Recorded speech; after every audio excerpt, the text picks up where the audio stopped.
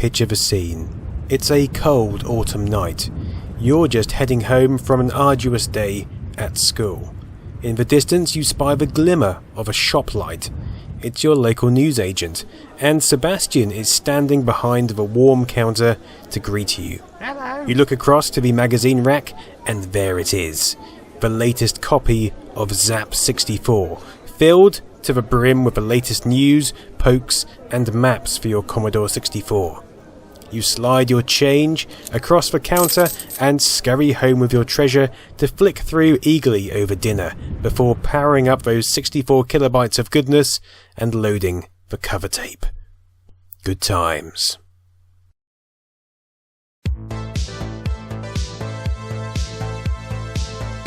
That's why it's great that Fusion Retro Books are bringing it back, with the Zzap 64 Annual 2019.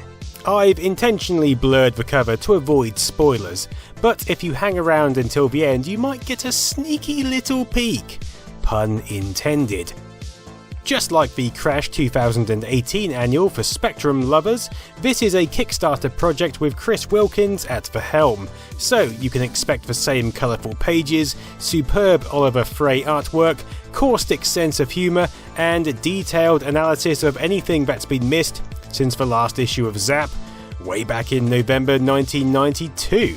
Interestingly, as the sister magazine to Crash, it only lasted a few months longer in newsagents before turning into Commodore Force, but given it also started later, it had a slightly shorter run than the Spectrum rag. Being a Zzap annual, it's based almost exclusively around gaming. I've only really scratched the surface of my annual so far.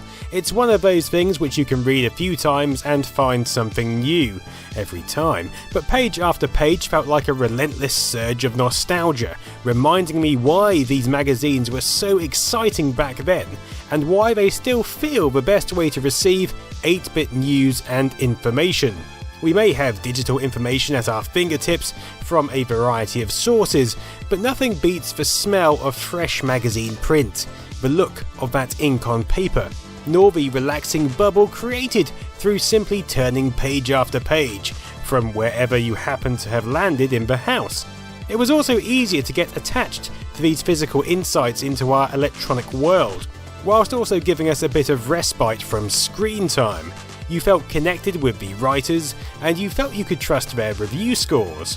Let's face it, on paper it just feels more authentic and thought out than electronic articles, which can often be a dime a dozen. So we've got reviews of a ton of games the 64 has seen in the last couple of decades, including some very special recent additions.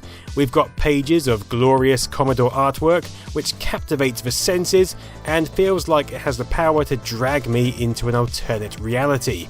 And we have contributions high and low from various members of the current retro scene. It's a delight for the senses.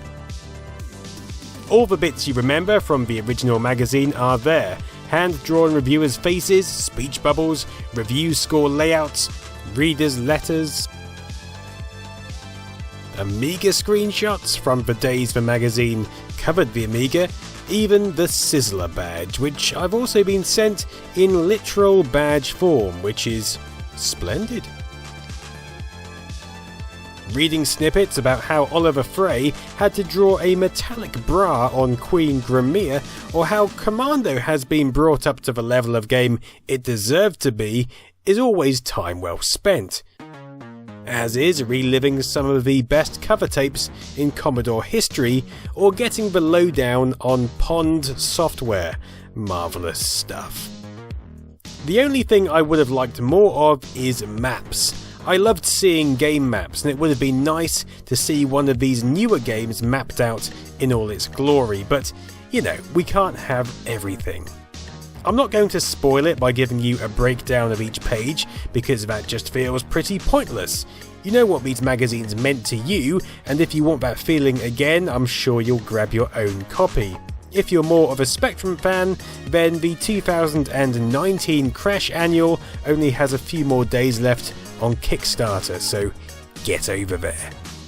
Or if you fancy something slightly more contemporary, then Chris was also kind enough to send me a copy of Fusion Issue 2, a monthly A5 sized gaming magazine covering everything retro, current gen, indie, tabletop and even toys.